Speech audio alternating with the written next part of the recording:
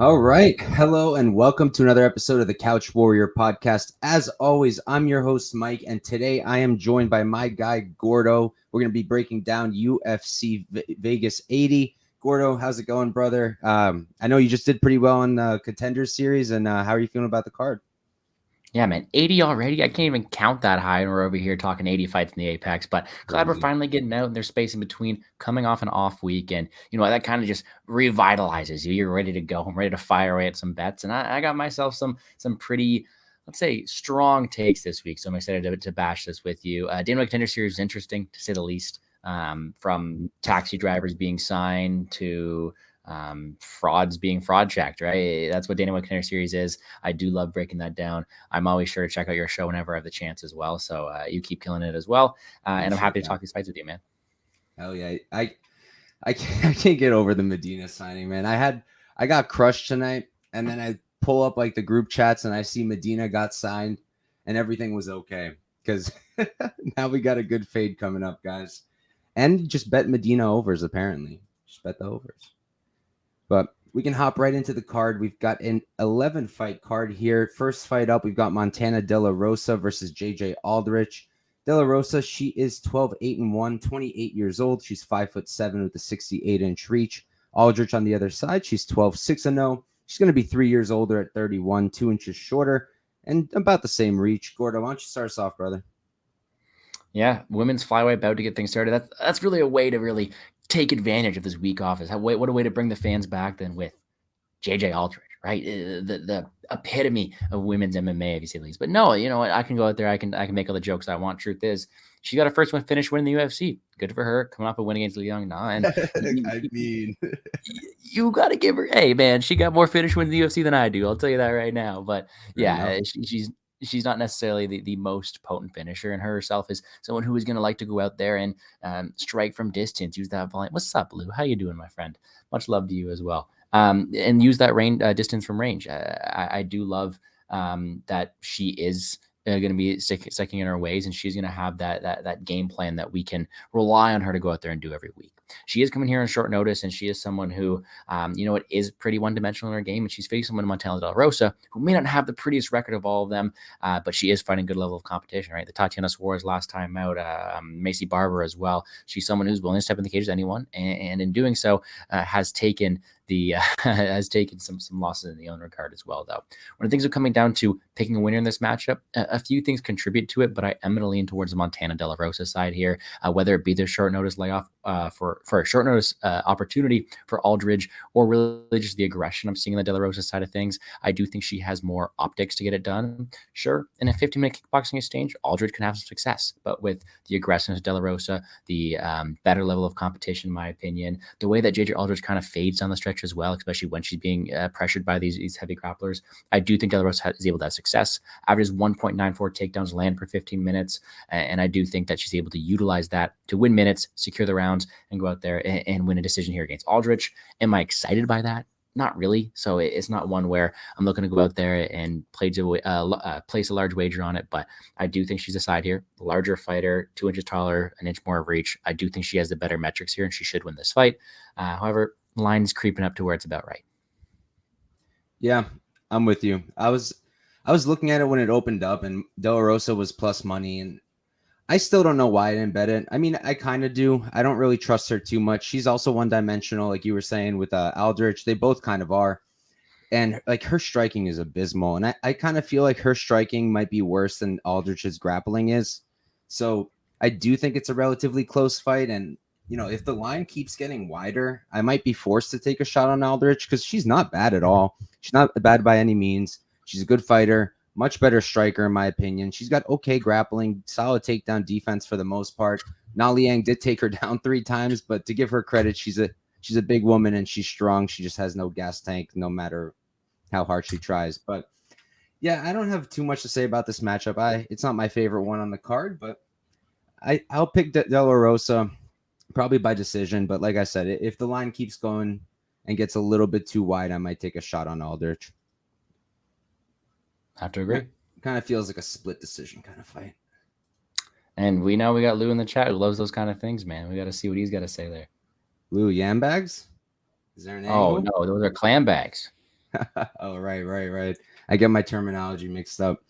But moving on, we've got a man's flyweight bout. This one is Nate Maness versus Mateus Mendonca.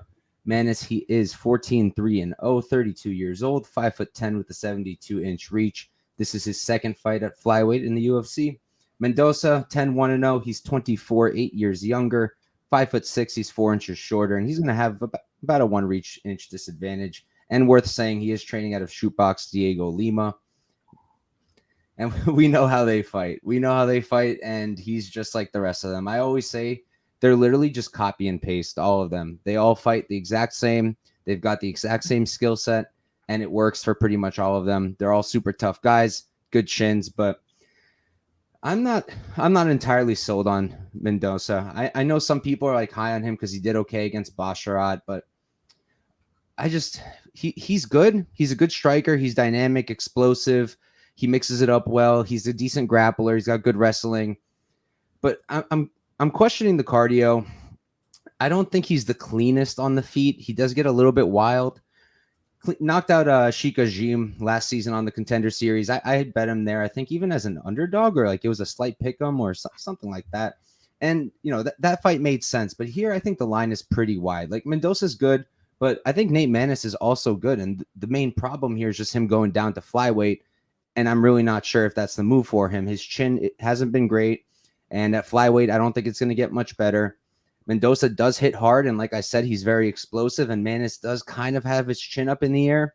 So it is a really scary fight for Maness, but skill set wise, I like him better. I think he's more well-rounded. I like his striking. I think he's cleaner. At range, I think he's going to be cleaner. I think he can keep it on the feet. I don't think Mendonca's some stud wrestler. I don't really see him dominating Maness on the ground or anything like that. If the chin can hold up, I really do think that Nate's going to win this one. So I took a half unit shot at plus 220. I feel like the odds are pretty wide, and I think that line is still there. Half a unit, not a unit, because I am concerned about the chin. I am concerned about the weight cut. But if that can hold up, I think he's got this one. What are you thinking, Gordo?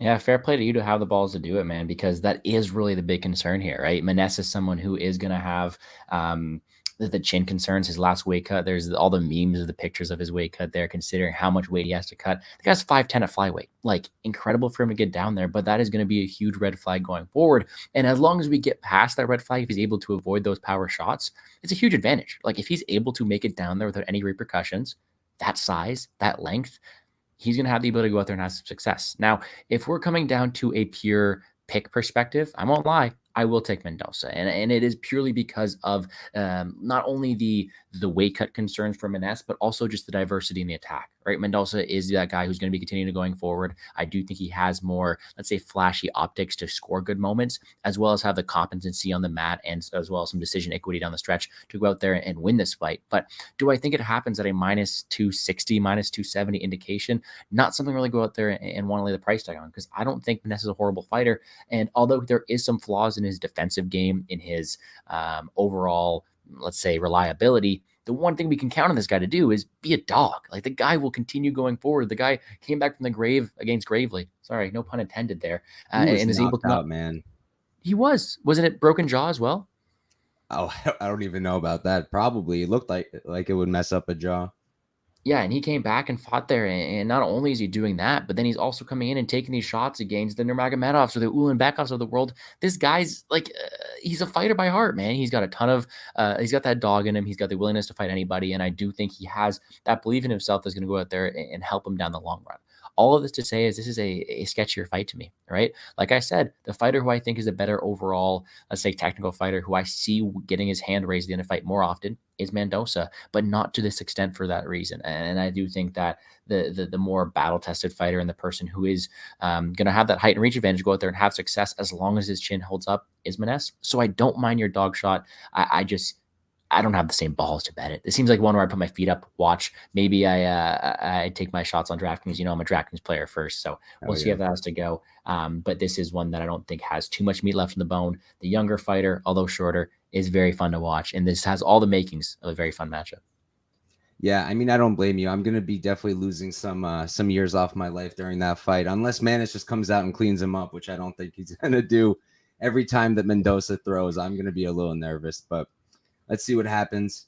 Moving on, we've got a banger of a matchup. We've got Kanako Murata versus Vanessa Demopoulos.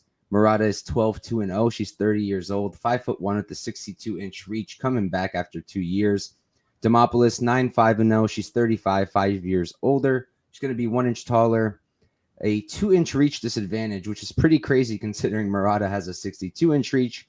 Vanessa's got a 59-inch reach. She's currently at Extreme Couture, which is interesting. I know she was at Fight Ready for a time. Then she went to Factory X, and now it looks like she's at Extreme Couture. I'm not sure where Murata is, but what do you think of for this fight, Gordo? Yeah, she needs those short arms to grip the stripper pole and jump into Joe Rogan's arms, right? Joe Rogan, that was crazy. No, all right. I got a dirty secret, man. I got a dirty secret. I love betting Vanessa Demopoulos. I've done it 4 times. I've bet Vanessa Demopoulos 4 times. How awful is that? Is that like a 1-800 gambling problem? Yeah, I feel like that's when you call the orderlies. That's the worst part is if you bet it again, we might have to.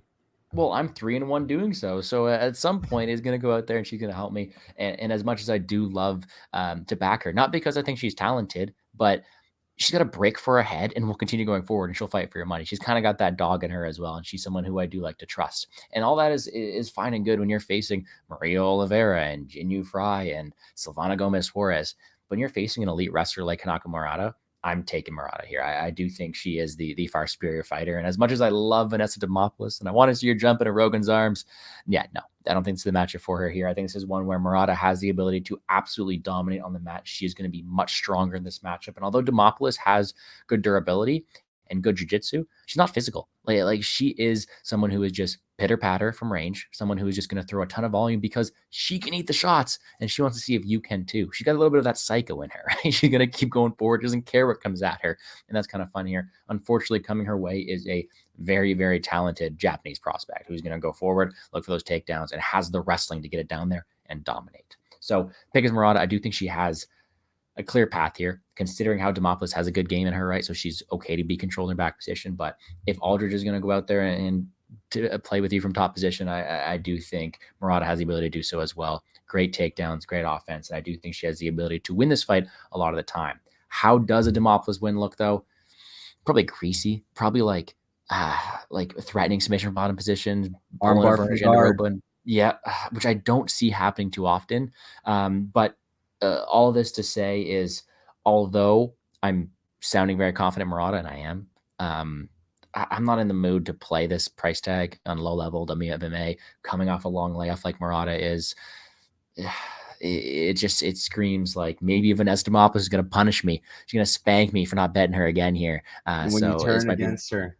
Yeah, man. After I've trusted her so much, a little monster might be mad at me. But no, pick is Murata. I do think she is a spot I'm pretty convicted on her getting it done. She's just the much more physical athlete and better fighter, in my opinion.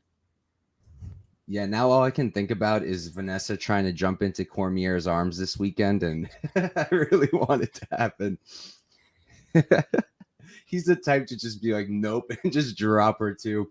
But yeah, man, there's not really much to say here. Vanessa, I really wanted an angle there. She was plus 305. I was like, this has to be a little off, and I can't really make an explanation of why it's off. I don't really see how Vanessa wins unless she gets that armbar from guard. But like, is that going to happen more than like maybe two times out of 10? I don't even know if it's going to be 2, maybe 1 time out of 10. So I just don't think it's very likely. I don't really see how she wins a decision unless Murata just looks terrible or like they just strike for 3 rounds, where I still think Murata would win. I'm not going to play Murata at minus 360. I'm certainly not going to parlay her. That's a lesson I've learned a long time ago. But I will be considering her late knockout props. That's a lesson I haven't learned yet. Well, I'm slowly learning, but I refuse because, look, I think that we are going to be on the ground a lot. Murata wrestles, and like you mentioned, Vanessa's more than happy to play from guard. Most of her wins are by sub. She likes that arm bar, and the more time they spend there, the more shots Murata is going to be landing on the ground. I think it's going to add up. And I think late, I would not be shocked by a ground and pound knockout. I'm seeing plus 2,200, plus 28. I would like something a little bit wider. We'll see what FanDuel and Bet Rivers give me in a few days, but that's the only thing I might do. Maybe take a small sprinkle on those. Now, do you think Murata gets her out of there, or Demopoulos is too tough for her own good? So, like I said, I mean, I think the ground and pound is live, and I think a sub is pretty likely too. So, Murata ITD at plus 250 is kind of interesting. I can't do it. I can't. Maybe it's my love for Vanessa, but she's so tough. Like she'll take a beating. Something a little better than plus 250. I'll do some number crushing later, but I'll probably sprinkle that. You guys can count on. I'll probably be sprinkling those late knockout props. And we can move on. This is going to be a good one for sure. No sarcasm this time. We've got Johnny Munoz Jr. versus Aoriqileng. Munoz Jr., he's 12-3-0, 30 years old. He's 5'9" with a 71-inch reach. On the other side, Aoriqileng, he's going to be 24-11-0, 30 years old as well, 2 inches shorter, and he's going to have a 2-inch reach disadvantage. I'll start us off. So I don't think I've bet against Aoriqileng a single time in his career so far in the UFC, which has gone okay, but not too great because he lost to Durden. I thought that one was pretty close. Honestly, I thought you can give that one to Aoriqileng. He lost to Jeff Molina the fight before that. That was a banger and a decent fight, but Molina no longer with the promotion. He's got those Elsey and Perrin wins. We cashed there. I don't even remember what the odds were there. And then the Zahabi, I bet him against Zahabi, and that was just terrible. So I like the guy, is my point. I like Aoriqileng. I think he's a really good striker. I like his power a lot. I think he's got that dog in him also. Clearly a hungry dude. But there's a few problems I've noticed. First one, on the feet. He just stands completely feet planted to the ground. Not a lot of movement. Just stands there, and he's willing to strike with you in the pocket, at range. He doesn't care, but he's not really moving a lot. So it's gonna lead to him getting hit a lot. And we've already seen that in a lot of fights, and Zahabi just knocked him out. And then the ground game, it's just scary. I mean, Jay Perrin, God bless his soul, but the guy is not UFC caliber. He got 3 takedowns, got a bunch of control time, and it was just not a good look. And low key, Perrin was like close to maybe stealing that fight. He looked pretty good in end of round 2, looked pretty good in round 3. Aoriqileng did not look so good. And then Munoz Jr., he's another case of like looks good, doesn't look good, right? In his last fight, what the heck was that? I bet Santos in that last one. So, I mean, I didn't care. I was happy.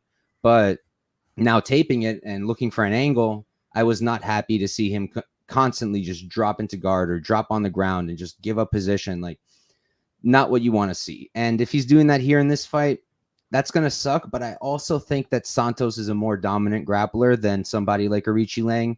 And Santos is someone who does have jiu-jitsu, something that Aoriqileng does not really have. So if Munoz Jr. isn't just pulling guard, if he's using his offensive wrestling like we've seen him do, if he's striking, he's using his length, he's going to strike at range, then I think he's really live to win this fight. And I do think he's probably going to win it more often than not. So I did take the shot, but he was an underdog at the time. I played him at plus 125 for a unit. Now at about pick him, just minus 110 each way. I'd probably stay away because I think it's really close, but plus money, if you can get it on Munoz, if I see money coming back on Aoriqileng, I think he's a good underdog spot. How about you, Gordo? Yeah, this is a very fun match, in my opinion, and one where, I think the line's about right, considering it is. I truly think it's a 50-50 matchup. Unfortunately, for me, we don't do 50-50 matchups. We have to pick a side here, right? And that's the best part about it, is you get a fight that's so close like this, one that is so fun, and you got to go out there find those scenarios that you see winning and pick a side here, especially from a DraftKings perspective as well. But when we look at this one, it kind of gives off these striker versus grappler vibes in the first place, right? Although Munoz has some decent competent striking, that's against a level of competition. He takes that step up as soon as he doesn't absorb damage that well, so he more so reverts to that ground game, to which he is very, very good at. Whereas Aoriqileng is a win 3 to the submission. He's not someone who necessarily fares well on the ground, and he's someone who can be taken down and can be controlled. He prefers to strike. Aoriqileng, 6 strikes landed per minute over that, actually, and that's something that's really fun for him. He's a fun, high-action volume striker, and really it was good for him because, you know what, he could absorb the damage, right? He absorbs over 7 strikes landed per minute. That was always a good point. He got knocked out last time. First time. If that chin gone, that's a concern. Luckily, I don't think he has to worry about it here. For me, the question is more so, is he able to fend off that ground game? right? Johnny Munoz is someone who is willing to pull guard. He did 1,000 times, didn't look good doing so, but is willing to go down. Apparently, there's an excuse, Gordo. Check it out. Yeah, he did get obliterated. Like watching that back, it was like, all right, skip. I'm not watching that again. Like, oh, that was awful. He gave it right back though, so it's okay. Not really, but did he post a picture? Special. He did not post a picture. I hope he didn't. I don't think he posted a picture. They were legit messed up. How's he know they were messed up? Oh, insider knowledge. But yeah, he was willing to pull guard there because he's so competent in that ground game. And I do think that rightfully so. He's going to have the advantages here. And to me, this is a very, very clear striker versus grappler matchup. And you know me, I love my grapplers, right? I do think that the difference in the ground game is larger than the difference in the striking. And although Aoriqileng has the volume and potential power advantage here, I think Munoz has the fundamental striking to go out there and compete for as long as on the feet and has that X factor with the ground game slightly leaning me towards him, right? And that's like a slightly. So if I had plus money Munoz, I'd be like, yeah, maybe, because I do think he should be maybe minus 120, minus 125, just a slight favorite here. Instead, though, give me the under, man. Like, this is a spot I really like here. I got burned on it last time, too, on the Santos fight. That's fine. I'm okay to go back to well. I'm okay to get hurt again because both these guys fight with fighting intentions, right? Johnny Munoz is a guy who is a absolute finisher, especially on the mat with his submission game from top position ground and pound as well. Whereas Aoriqileng is someone who has power in his hands, is willing to go out there and get finishes. And considering both these guys' chins are kind of questionable, maybe. I wouldn't originally consider Aoriqileng's chin questionable until last bout, but if both of you guys are going to be knocked out recently, I do think it's a high action fight, one that I do favor to end inside the distance more than that minus 150 price tag entails. Should be a really fun one, slightly lean towards Munoz, but would not be surprised if it came out either way. All right. I'm glad we agreed on that one at least. Did I freeze up for a second there, Gordo? I think you're okay, man. Cool. My Wi-Fi is acting up on this side a bit, but as long as it's working, we are good. Moving on, though, we've got Karolina Kowalkiewicz versus Diana Belbita.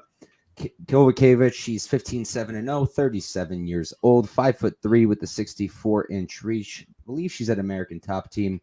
Belbita, 15-7-0. She's going to be 10 years younger here, 4 inches taller, and she's going to have a 4-inch reach advantage. Why don't you start us off for this one, Gordo? It's a funny one on paper, right? Because they have the same record, but yet all the advantages kind of pour towards the Canadian, right? They're like, hey, this Canadian girl, she's taller, longer reach, younger fighter. There's just one problem with her is she hasn't fought the same level of competition. And that's really where the big difference lies is Karolina Kowalkiewicz, although 15-7, although with the same record, those losses are coming to the best of the best. You got to give her credit there, right? I thought her career was done, right? What was it? 5 or 6 consecutive losses. She's now bounced back with 3 wins in a row, albeit to very questionable level of competition, but good for her for turning the corner, getting with the right camp and going out there and having continued success here. And I think we're in store for a very, very fun matchup. Volume is the key here. Like, right, both these girls average a ton of strikes, 6.6 for Diana Belbita, 5.7 for Karolina Kowalkiewicz, and they're fighters who like to go out there and brawl, right? They're not the most defensively sound, right? They both have the ability to be hit, especially Belbita, the way she strikes and then ducks her head, right? Absorbing with her forehead, but they're both very tough girls. I actually like how Diana Belbita absorbs damage more, but I do think the more competent striker, at least technically, is going to be Karolina Kowalkiewicz, in my opinion. What it comes down to is not only the aggression, which I think goes down to Belbita's side, but who wants it more and who's going to be winning these clinch battles. Who's going to be winning the physicality edge here? Because I do think they're going to crash in the clinch sometimes. And we have seen both these fighters have success taking it down to the mat recently, especially Belbita in her last matchup there. At this point in time, although I think, again, the strength is going to be very indicative of who wins this fight, I don't think the line should be heavily favored towards the Karolina Kowalkiewicz side. And I think I'm going to be taking a shot on the Canadian dog here in Diana Belbita. She's someone who I think, yes, maybe at a technicality disadvantage against the experienced Kowalkiewicz, but I think she wants it more, man. She's trained with a good camp, younger fighter, has all the immeasurable on her side as well, has the ability to go out there, throw more volume, land at a higher rate, go out there, try to break this older fighter who has been broken before with a ton of pressure, a ton of clinch exchanges, and still have that motor to keep going down as the fight goes on. Do I think she's a lock to get it done north to 75%? No, I don't. I just think she wins this fight more than 55% of the time. And that line doesn't indicate it. We're getting a decent plus money number on the ability for her to go out there, have all these immeasurables behind her, have this heart, have an aging fighter in front of her. And I do think Belbita is able to come through here. I'm going to cheer for the Canadian girl here, and I do think she gets it done for us. If you guys couldn't tell, Gordo's Canadian. I am. If you couldn't tell. But yeah, so I'm on Kowlakiewicz, and I'll say that first because I'm about to make an argument for Belbita because I do think the line's wide. I took Kowlakiewicz at -115. I expected some line movement. I did not expect this much line movement. She's 10 years older. She's much shorter. She's giving up a reach edge, so she's not going to be the more. Maybe she's a stronger person, but maybe not the more physical woman, in my opinion. And you mentioned the competition, but low key, if you lined up Felice Herrig, Silvana Gomez Juarez, and Demopoulos, and then Maria Oliveira, I know Demopoulos beat her, Gloria DePaula, and Hannah Goldie, I feel like you're going to have some close fights over there. So I feel like the competition isn't much different on either side. Kowlakiewicz has looked a little bit better, I would say, against that competition. Belbita's lost to Gloria DePaula, which isn't horrible, isn't great either. The thing is, like you mentioned it, Karolina's just a little bit, I think, cleaner, more skilled in the striking. And I think the big thing is she's the one who can do more things. She can take it to the ground. She's going to be cleaner on the ground. I think she's going to have the edge in the jiu-jitsu department. Maybe get a sub here. I know a lot of people are really high on the Kowlakiewicz sub here. So I like her to win. Like I mentioned, just think she's more well-rounded, think she's the cleaner striker, but I do not think anyone should be betting her at -160. I think that's a terrible decision. Like I said, age, size, all of that. Not like she's beating like these beasts. And a lot of people felt like she lost to Silvana Gomez Juarez. I didn't, but I also had money on her, so I'm a little biased. But not like she's been looking amazing either. So I think people are just getting a little bit overexcited. I'm hearing some crazy takes about how Belbita's like terrible or like a bum, which I don't agree with. I don't think she's ever going to be a champion. I don't think she's ever going to compete for a title, but I certainly don't think she's a bum. So I'm picking Karolina, but at these current odds, if you insist on betting on this fight, I think you're better off backing Belbita. Man, Silvana Gomez Juarez, by the way, may be one of the worst female fighters we've seen, and that's saying something. So, like, I again, like you said, I'm Canadian, right? Maybe a little bit of bias. I also try to be nice to everybody because I still think Gomez Juarez can beat me up. Fair play. But I'm not impressed by those last 3 wins. The level of competition I'm referring to is that pre-loss streak, right? Going out there against this high level of competition, but it was a while ago. Who knows? She still's got it. That being said, like we know she has the skills deep down. It's just going to come down to who has the more, let's say, determination and ability to win in these close exchanges because it's going to be a close one. A split decision written all over on it. In that case, I want the younger fighter who's hungrier, who is at plus money as well. Hell yeah. And I think my guy Tyler over here is breaking it down pretty well. Skill versus physical advantages is really what it comes down to. But I feel like Belbita's got some skills too. Make sure you guys are following my guy Tyler, by the way, 138 MMA. He's got a dope YouTube channel. He uses like a whiteboard during all his shows, which is dank. And he also has a sick gym that looks like a green screen when he's taping there. So check out my guy. I think he just broke 2,000 subscribers. So get him higher up. And thanks for coming on, Tyler. Moving on, though, we've got Bill Algeo versus Alexander Hernandez. Algeo is 17-7-0. He's 34 years old, 6 feet tall with a 73-inch reach. On the other side, Hernandez, he's 14-6-0, 3 years younger. He's going to be 3 inches shorter and be at a 1-inch reach disadvantage. So I'm pretty contrarian here. I know a lot of people love Algeo, and I totally get it. They're comparing him to Billy Q. They're comparing it to the Billy Q performance, and I get why, I guess, but I think Hernandez is going to win this fight. I really do. I don't love the fact that he's coming down to featherweight, but I just think he's a more skilled guy. I really do. Aside from him breaking after like late in round 2 or later on, like people are saying, and I mean, we have seen it, right? We've seen it in action. He got finished by Billy Q late in the second, got finished by Moicano, I believe, also in the second round. But look, Ronaldo Moicano is a completely different fight than Bill Algeo. And Billy Q, I know, like I said, people like to compare it, but I think Billy Q is better than Algeo. I think he beats him in a fight probably 8 out of 10 times, in my opinion. And then the Jim Miller fight, like, I get it. Jim Miller's old, but Jim Miller is also dispatching anybody who doesn't belong in there with him. And Hernandez beat him there. And he kind of killed the narrative, in my opinion, because who landed more strikes in round 3? It was Hernandez, and I believe he landed more than 20, if not 30 strikes. I don't remember off the top of my head. Don't have stats in front of me, but I'm fairly confident that he's not going to fade here. Algeo, if anyone could make him fade, who's not Billy Q, Algeo's definitely up there. Algeo is a guy who I love to back. Normally, I've backed him a ton. Pretty sure I bet him against TJ Brown. Don't remember exactly, though. I bet him against Philipe, bet him against Burns. I bet him against Brito. I bet him against Ramos. That lost. But point is, not biased against him by any means. I think he's a great fighter. He's a good striker, but I think that Hernandez is the better striker. I think Hernandez has more power. I think Hernandez is the better offensive wrestler. Algeo could threaten submissions, especially if Hernandez does get tired. Maybe Algeo is beating up on him in the second and the third. Hernandez shoots for a sloppy takedown. Algeo locks up a Dar, something like that. I could see that happening. But more often than not, I personally think that Hernandez wins here and he doesn't break. So I'm going to be looking to play him. Plus 125 seems like the best we're going to get. Anytime it goes higher, we see some resistance. So I'm probably just going to enter there for a unit. I still think that line is off. To me, this is either 50-50 or slight edge Hernandez. So at dog odds, I'm going to be playing Hernandez. How about you, Gordo?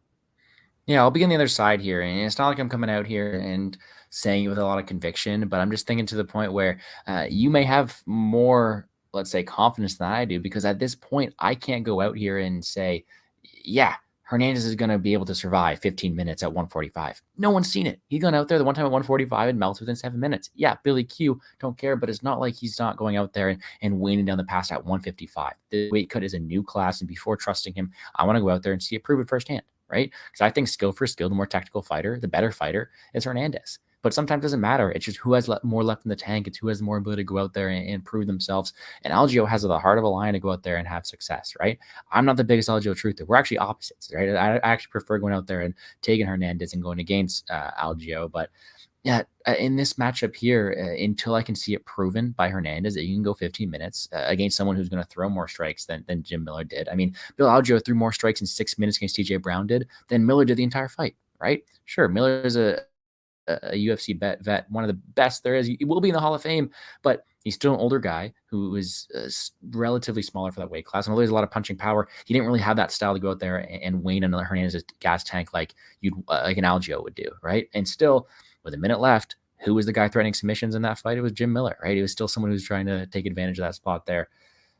Hernandez is not someone you can trust down the stretch. And until I can see that firsthand, I will not be on that side. With that being said, though, skill for skill, this is a 5-minute fight. Yeah, max bet Alexander Hernandez. He's a better offensive wrestler. Algeo could be taken down by a gust of wind. Although he has a great get-up game, can be taken down very, very easily, and that should be a path here for Hernandez.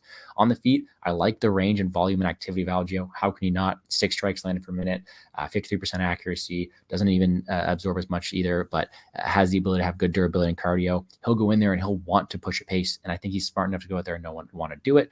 Of course, if we get Mr. EPO here in Hernandez 15 minutes, he'll win the fight. But until I see that firsthand, I'm going to have to side with Algeo for that reason. Another good fight to target on DraftKings, I know. Sorry, bringing my DFS breakdowns into it, but please, I do like the pace and pressure. Hey, I appreciate that. I do like the pressure of Algeo. I do think he has the ability to go out there and test the late waters of Hernandez. And I would line this a bit wider considering the unknowns of Hernandez. So we are going head-to-head here. However, I don't have the same conviction to place a bet. I kind of want to gather more information of Hernandez at 145 first. Probably a smart move. But for me, it just comes down to the numbers, and personally feel it's a little off, but definitely get both sides here, and we can move on to our next one. We've got Philipe Lins versus Ion Cutelaba. Lins is 17-5-0. He's 38 years old, 6'2" with the 78-inch reach. American top team, I believe he's still there. Cutelaba 17-9-1. He's going to be 9 years younger at 29, 1 inch shorter, and he's going to have a 3-inch reach disadvantage. Still at Extreme Couture. Start us off, Gordo. Yeah, I feel like we're getting a little bit of comparisons in the last one, right? Alex Hernandez is a guy who can't be trusted down the stretch. And Cutelaba is that like 8 times more, right? Cutelaba is a very killer to be killed fighter. He'll go out there, try to take your head off in the first 5 minutes, be the Hulk.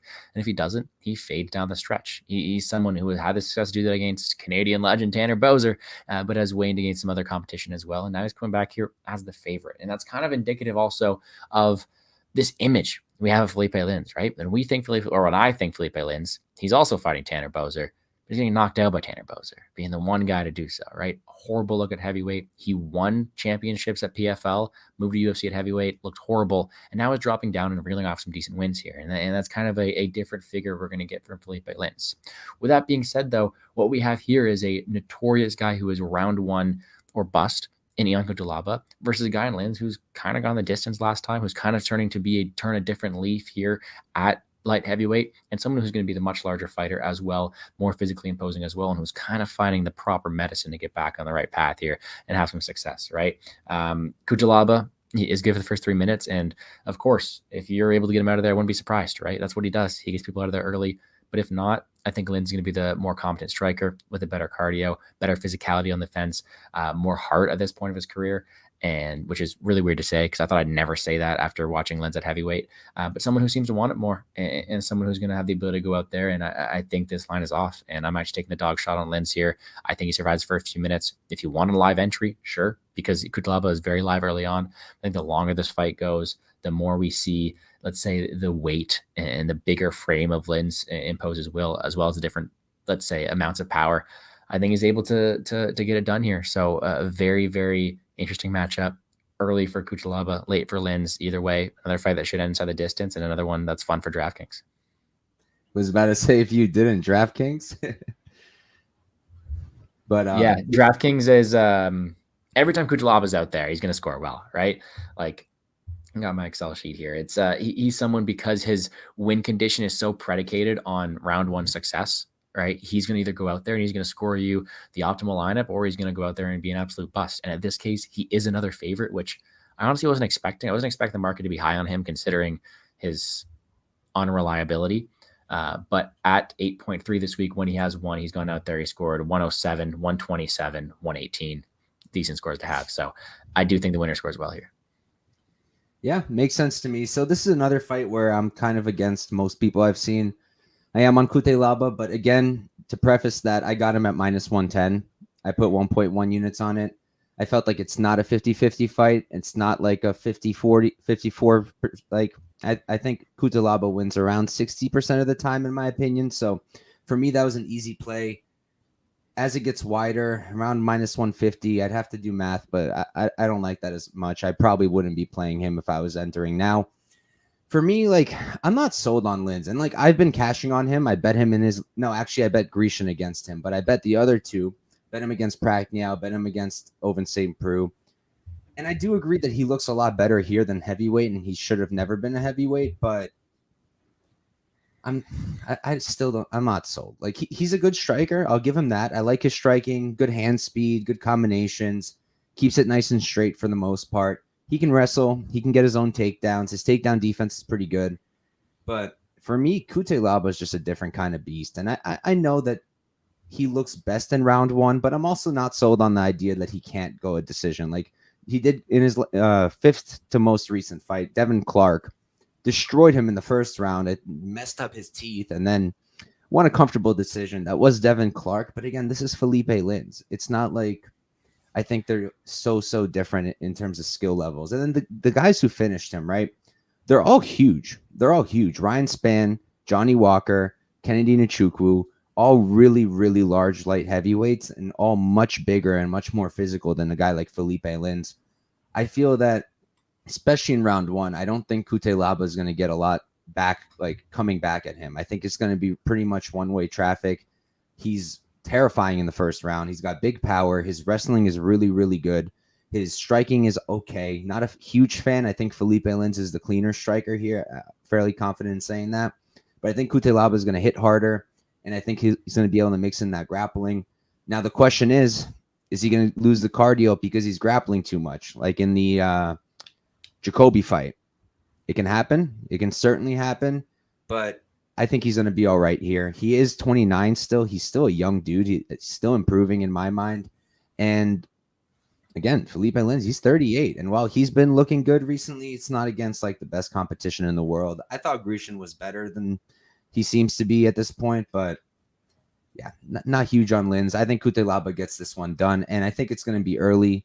I played the under 1.5, which I almost never, ever do. I hate 1.5s. They make me anxious. I bet one today on the Contender Series and did not win it. Just not a fan of them. But here I felt that plus 125, that was a pretty easy play to make for a half unit. Nothing too crazy, but Cutelaba, like I said, extremely dangerous in round one. And then if he does fall off a cliff, I don't see why Linz can't finish him in the second round. So I like that under, and Cutelaba minus 110. If for some reason the odds come crashing down on Linz and you can get something like that, join me on Cutelaba. Otherwise, I'd pass or maybe look at Linz. I personally would just pass, though.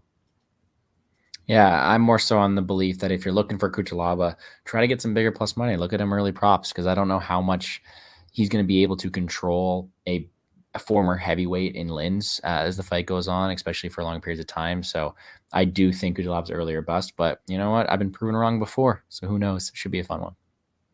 Oh yeah, but like you said, very similar kind of dynamic to the Bill Algeo Hernandez fights. So gonna have to see if they can hold up with their cardio. But moving on, we've got Drew Dober versus Aoriqileng. Dober, he's 26, 12-0, 34 years old. He's 5'8" with a 70-inch reach.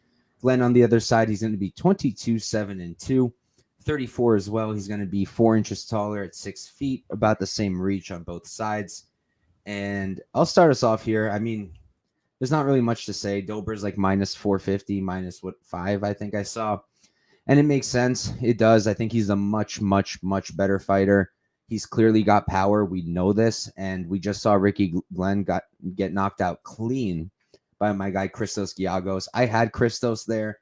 That is not how I thought he was going to win that fight. Definitely was not my read. I was happy to cash, but I also think there might be some recency bias playing into the line because of that. People are looking at that, seeing him get clocked, and then saying, oh, that's what Dober does best. And it is what Dober does best, and he probably does it here too. But the more I taped it, the more I decided, like, I don't really want to parlay Dober. I don't want to try to play his ITD or his KO or anything like that. I think he wins. I think he wins at a really high clip. I think he knocks out Aoriqileng. Aoriqileng, you look at him and he's pretty good at striking. He uses his range kind of well, but his defense isn't too good. Does have good power, but the output isn't that great. I think people are giving him a little bit too much credit in that Grant Dawson fight. I think that just was Grant Dawson gassing and not much in terms of skills from Aoriqileng. But I just have a gut feeling that this is a fight you don't really want to parlay up Dober. I don't think that's the move. He did get knocked out by Frivola not too long ago, 4 months ago. I cashed hard on Frivola there. Felt really nice, especially with the amount of heat I was getting back for that bet. But can Aoriqileng replicate it? I highly doubt it, but I'm too nervous to do anything about it. So I'm going to be passing. I did parlay the under 2.5, though. I parlayed it with Dawson, we're going to talk about later. Came out to minus 120, put 1.2 units on it, and I called it a day for that fight. What are you thinking, Gordo? Yeah, interesting one here for sure. It's funny because when I think of Aoriqileng, especially considering his last one, I'm like, oh, this guy's kind of getting up there. He's kind of getting old. Like, it's tough to trust him. Drew Dober's older. Like, this is a one where it's. Let me just confirm the line on that one. Yeah, Drew Dober is older, right? And although he looks good out there, good looking man. This is an interesting one because both these guys have been historically durable, yet they're coming off of KO losses, right? They're coming off of spots where we have. Let's say ideas of them crumbling, right? And especially the Glenn side, I do think that looked worse. And I do think we're getting kind of these in and out matchups, right? Sometimes he's going in there and he's looking pretty poor. And he's going out there, he's being knocked out early by Christos Giagos, which is a horrible look. Or he's going out there and he's performing really well, beating the brakes off of Gavin Tucker, right? It's a kind of a back and forth. Yes, a lot of time between those bouts, but one where it's hard to get a read on the guy. Dober, nothing but respect for him because he goes out there and he fights absolute killers, right? Incredible resilience. He will always go forward. A lot of power in his hands, great boxer, great athleticism, and good heart and determination, right? That's something we want to see, and enough to make him favored in this matchup for sure. I do think the line's wide, though. I won't lie. Like, considering we have a guy in Dober who absorbs so much damage, right? Who absorbs over 4.5 strikes landed per minute, a guy who can be hit as often as he does, and whose chin has been cracked, right? The more fights go, power's the last thing to go if you're Aoriqileng here, right? So something like that does kind of scare me. But I do think he's a more active guy here. I do think he's going to have more athleticism, more ability to go out there and break Glenn. And I do think he wins this fight. The problem is just how does he do so? Does he cover the price tag? Are we able to trust him at this point of the career at this number? Not really a fight I really want to touch. So to me, a fight that I'm kind of just setting to the side. I don't blame you for your shots there. I kind of like the way you're targeting it, but not one I'm necessarily looking to get too invested in. Should be a decent one to sit back and gather more information, considering how convicted I am on other spots here. One where I'm kind of just put my feet up. Yeah, I'm like, it just came to my head, like, what's Dober round 2 and round 3 knockout? But the prices are horrible, Gordo. Horrible. Round 2 knockout plus 350, and his round 3 Awful. knockout is plus 1200. So that's a pretty big jump. People really don't think Aoriqileng will make it there. Interesting. That might be a sprinkle. Usually it's like, if it's plus 350, it's like plus 600. Like that's a big jump considering. Yeah, I guess they really, really don't think he's making it there. I might take that as a sprinkle, honestly, because I can still hit the 2.5 that way. And if I don't, and he knocks him out there, that'll be cool too. We'll see, though. Definitely not parlaying him, though. That's something I decided. Moving on, though, we've got Alex Morono versus Joaquin Buckley. Morono, he's going to be 23-8-0, 33 years old, 5'11" with a 72-inch reach. On the other side, you got Buckley, 16-6-0. He's 29, so he's going to be 4 years younger, 1 inch shorter, but he's going to have the 4-inch reach advantage here. And I just want to say, if you guys have watched my shows, Gordo, I don't know if you've seen me talk about it before, but there's something with 33-year-olds. There's something with 33-year-olds in the UFC. I'm telling you, one day I'm going to sit down and spend the entire day going back and doing the math. But up until then, I'm just going to say there's like a 33-year-old every card, if not more than one. And I really want to know their win rate. Really want to know. Is it positive or negative? That's what I want to know, man. And I feel like it's positive. But that's just me going off my gut. So I actually want to sit down and crush the numbers once, because I talk about this all the time, every time I see 33 years old. But enough of that. Gordo, why don't you start us off with this matchup?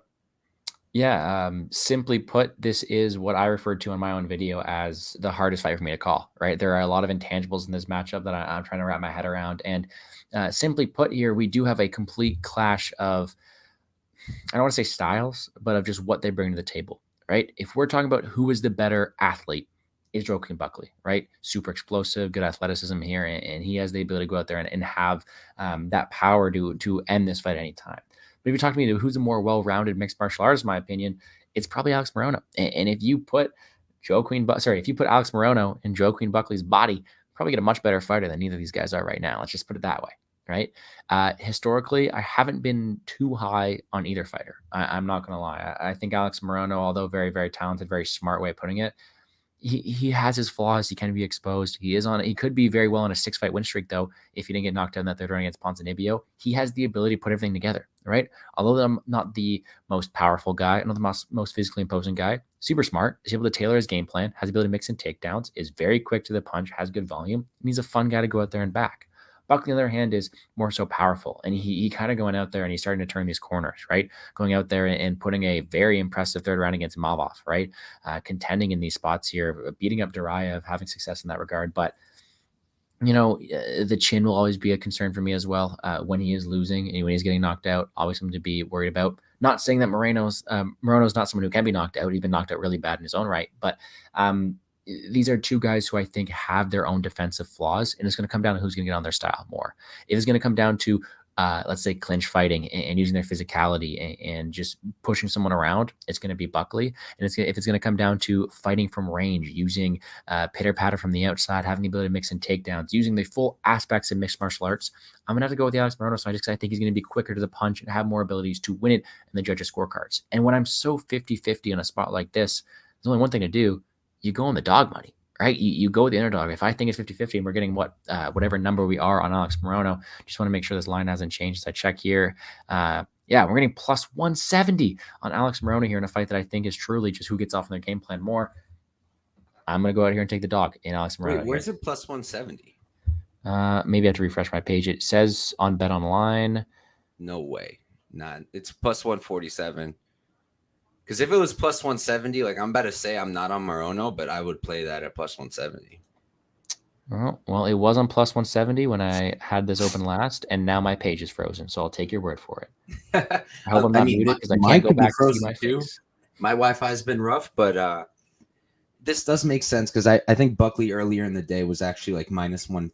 I want to say 50, but it might have been minus 160, and I almost bought in because I'll talk about it now. I do like Buckley here. I personally think he's criminally underrated. Like, people love to hate on him, and I really don't understand why. To be completely honest, like I don't get it. He had a bad performance against Alhassan, and like, and really, where else did he have a terrible performance? He got caught by Dishirico, but look, Kevin Holland on short notice is not an easy fight. Then against Impa, I know he got that highlight reel knockout, and people like to act like that's all that happened. But he, in my opinion, he was winning that fight up until that moment. And I think like he could have won that fight without that beautiful knockout. Jordan Wright, doesn't matter. Arroyo doesn't matter. But Duraev, I know Duraev's gassy, but I think that's a decent win. Nasruddin Imavov, that was a decent fight from him against a really tough guy. Chris Curtis, thought he was winning that fight till he got knocked out. And Chris Curtis said he's probably the best striker he's fought in the UFC, which is saying a lot. Chris Curtis, please unblock me if you ever hear this for some reason. I just bet Imavov. It was nothing against you. And then the Fialho fight. Like, I don't get what people are really hating on there. He pulled up, he did his job, and he knocked out Fialho. I think he's a very explosive striker. I think he's got very good boxing, nice combinations. He's very fast, and he's got really good power. I really don't get what there is to hate. And his takedown defense is solid, 66% over a solid sample size. He hasn't fought any stud wrestlers other than like Duraev is a very good wrestler, not a stud, but he's a good wrestler. Morono, he's not over here and, blasting doubles or getting a ton of takedowns. I don't see him taking down Buckley. I really don't. And if he tries, I don't think he's going to get it. And on the feet, Morono will maybe have more output, but I'm not even sold on that. And like, I don't like his striking. He's so like hooky. Everything comes at the hook. You don't really see much going down straight down the pipe other than his jab.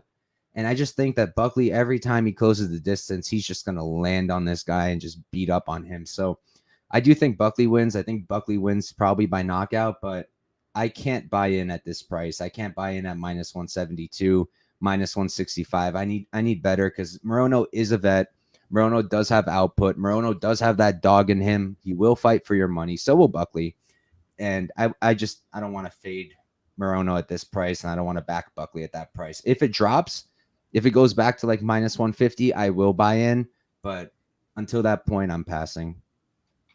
Yeah, when I filmed my video yesterday, it was minus 200 for Buckley, plus 170 for Morono. That's what it was, and that's what I did my research on. Yes, you are right. The line has corrected itself now to probably something more reasonable in my opinion. Yeah. I know you're out there talking about the good of Buckley, and I understand he's had ability to go out there and have success, but I'm not as impressed with his wins as you are. And as I mentioned, like I'm not saying he doesn't have a chance to win here, right? He is super athletic, super good physicality, has power in his own right. But the same reason I have concerns about Morono's chin, I have concerns about Buckley's chin as well. And I do think the guy who's going to be quicker to the punch with more volume is going to be Morono. It's just, can he stay safe with that big physicality and ninja kick coming his way, right? So to me, it's one that the line should be closer. I'm taking the shot on the dog. And now I'm kind of upset I missed out on the plus 170.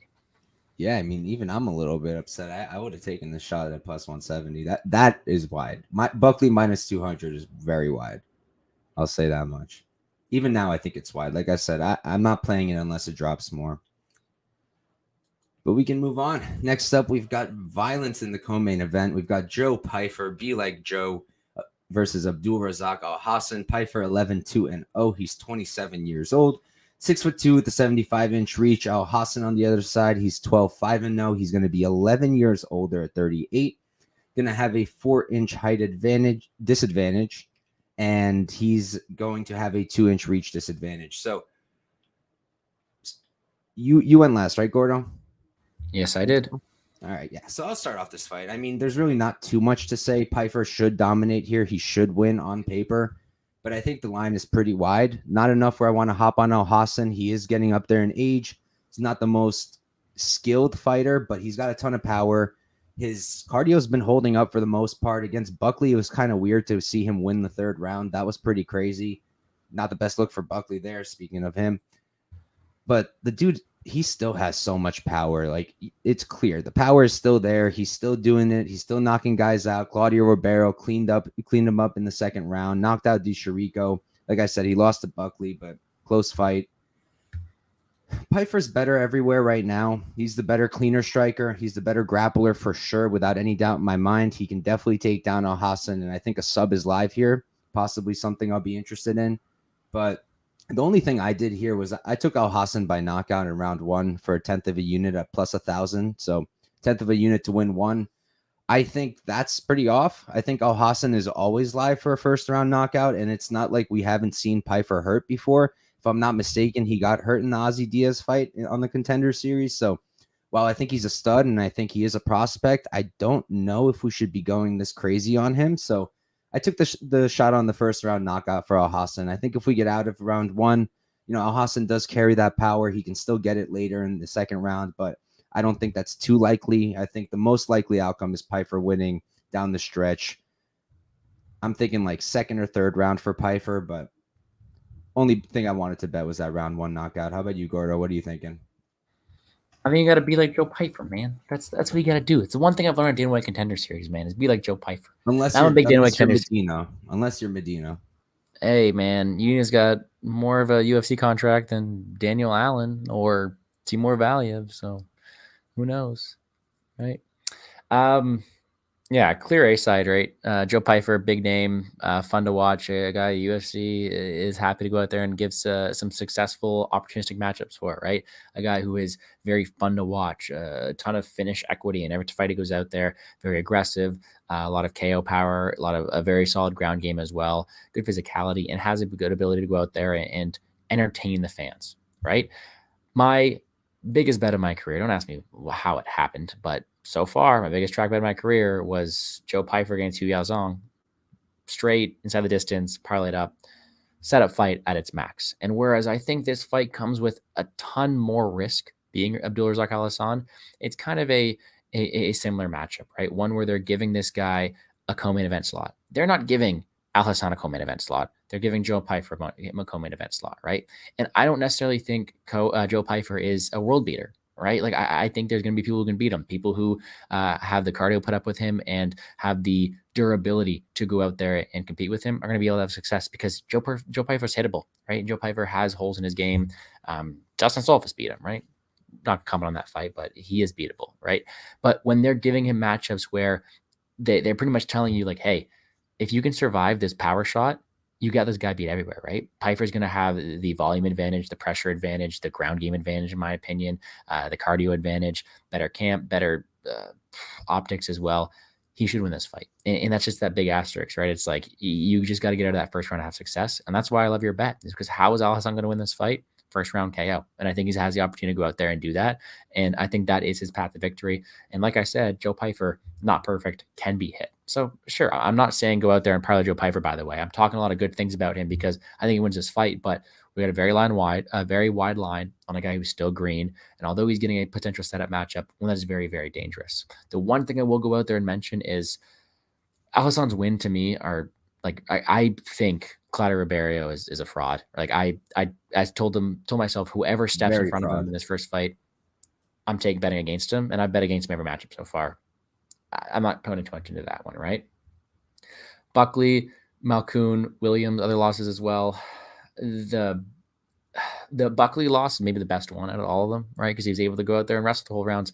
I think Pyfer's a much better wrestler there. So to me, this is a matchup that they're looking to go out there and give some opportunity for success for Pyfer, a big name they want to market. That's why in their co-main event slot. I do think he wins this fight at a high clip. However, win condition for Alhassan is pretty well known, and it pays well, especially if you're getting it on a line like Mike did here. So it seems like one where it's either Alhassan early or Pyfer takes over and dominates, and I think it's the latter.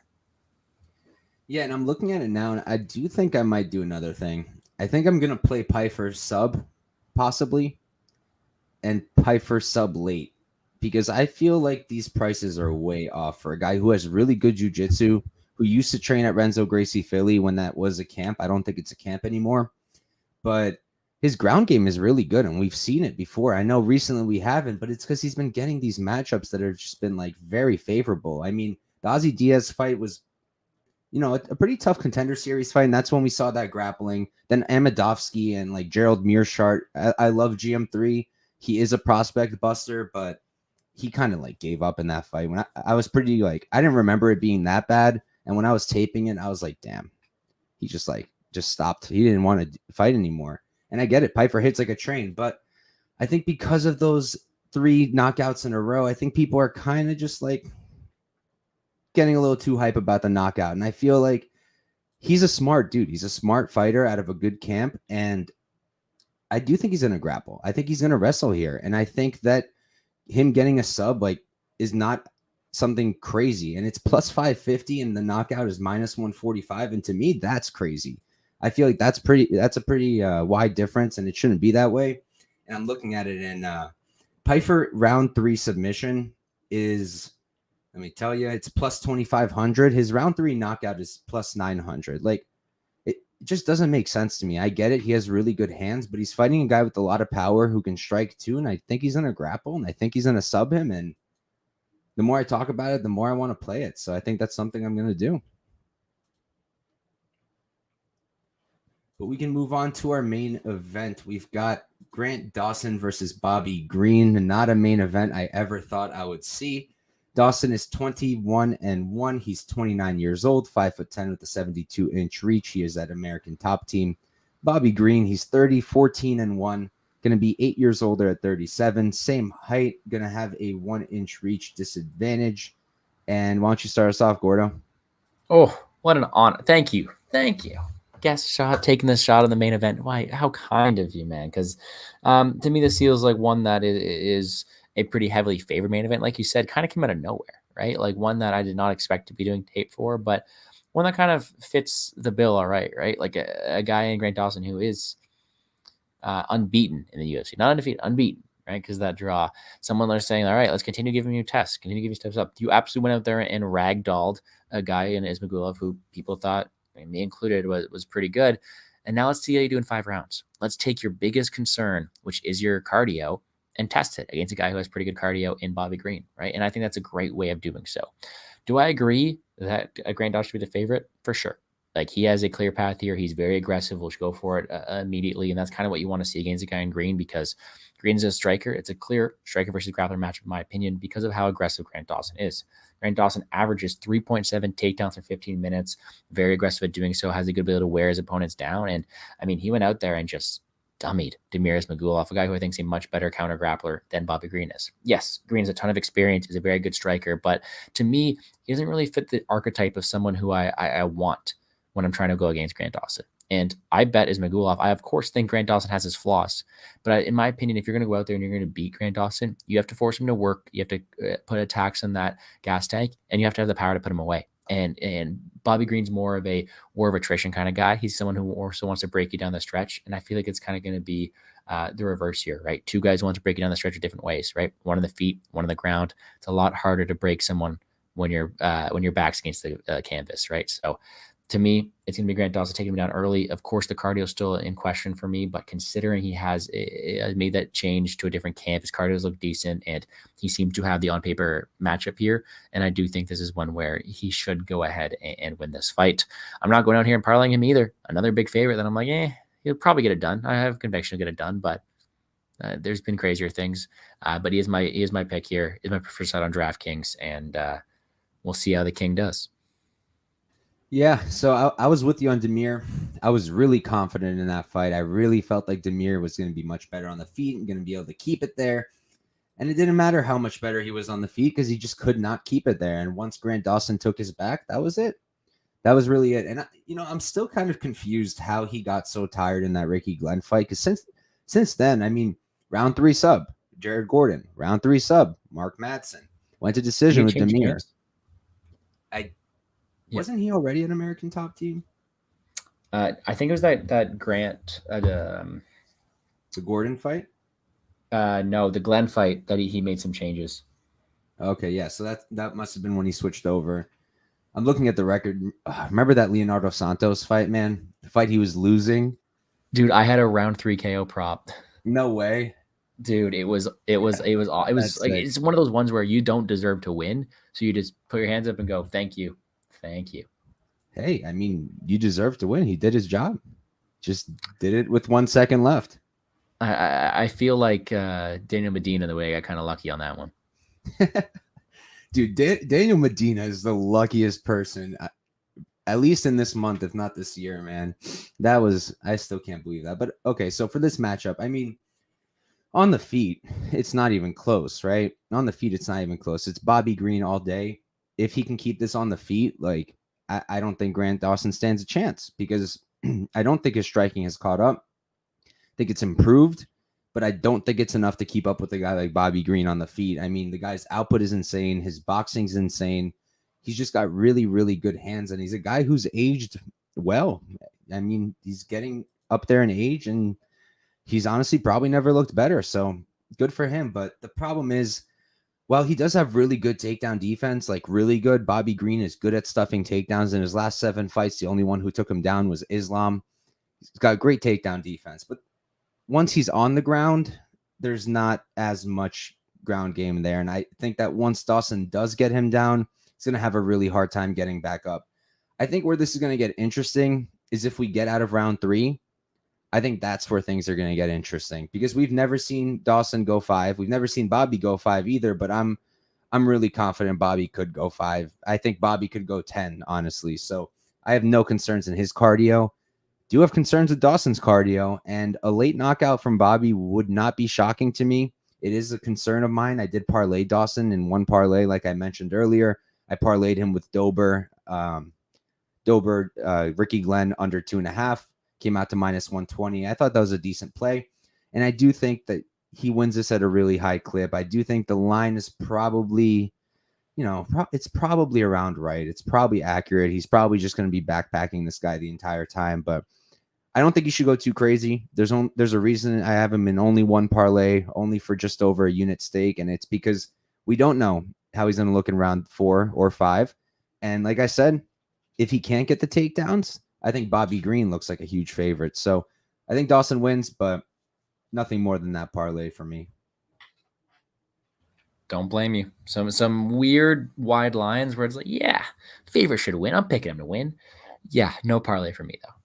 Yeah, the next few weeks, there's just some really, really big favorites we'll be talking about week in and week out, especially in 294. I've already been looking. It's a fun card. But yeah, right, guys.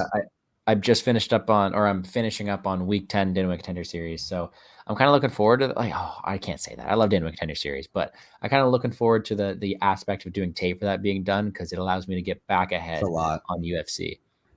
This last card, though, is good. Stacked, man. 10, I love it. So good. Cortavius Ramius, our guy. Yuri Panfarov is on there. It's so good. I'm hyped. St. Louis boy. Are you not entertained? Such a good nickname. But all right, guys, that is a show. That's UFC Vegas 80. Thank you all for tuning in and hanging in here with me and my guy Gordo. Gordo, thanks for coming on, my brother. Why don't you tell the people where to find you, and we'll head on out of here. For sure. This sign right here at Gambles Gordo on Twitter. Sign, by the way. Thank you. Shout out to my little sister, a little Christmas gift last year. Maybe we don't know what's for Christmas this year. Honestly, shout out to the fam for that. But no. You can find me on Twitter at Gambles Gordo. Full card of bets will be out Friday. And I also just posted my full card breakdown on my YouTube channel, Plays and Fades Sports. Just hit 1,000 subscribers there, so appreciate everyone for checking me out there. I'm mostly a Twitter guy, but I'm liking the YouTube breakdowns that are going out. So that is all timestamped for both a DraftKings and a betting perspective. Check that out. And I also do a lot of premium content with Daily Fan MMA, where it is behind a paywall, but some decent work I do there as well. So if you want to go out there, you are a DFS player, go check it out. Do a lot of hard work for them. So happy to see that pay off as well. But appreciate you having me on the show, man. Always fun to talk fights with you. Wish you the best luck this weekend, guys. Let's make some money. Hell yeah. And for me, guys, you know where to find me on YouTube. You're watching me here on my channel, Couch Warrior Pod. It's Couch Warrior Pod on Twitter as well. Post all my picks as soon as I make them. I do have a Discord now. It's 100% free. Don't got to pay anything for it. I post my picks. I post them earlier there than even on Twitter. So I usually place a bet, go to Discord, go to Twitter, then bet MMA. Usually the order. So if you want it the earliest, it's going to be on Discord. And then we have chats for every single fight card. We talk fights. We talk crap against each other. It's a good time. And yeah, and that's really it for me. I am going to have a Contender Series show tomorrow with my guy Wiz Does. We've been doing the show with the entire Contender Series season. Been doing pretty good. I believe I'm 6-3 on events now. And I did the math right before the show because I was very upset at my night tonight. And I am still up 8 units on the season. So as long as I don't go insane next card, we should finish with a profit. And Wiz has been doing great too. So make sure to check out that show tomorrow. And then Thursday, I'll be doing Prop Talk with my guy MMA Propaholic. And that's going to be it for me content-wise this week. Thank you guys all once again for tuning in. Good luck with all of your bets and peace out.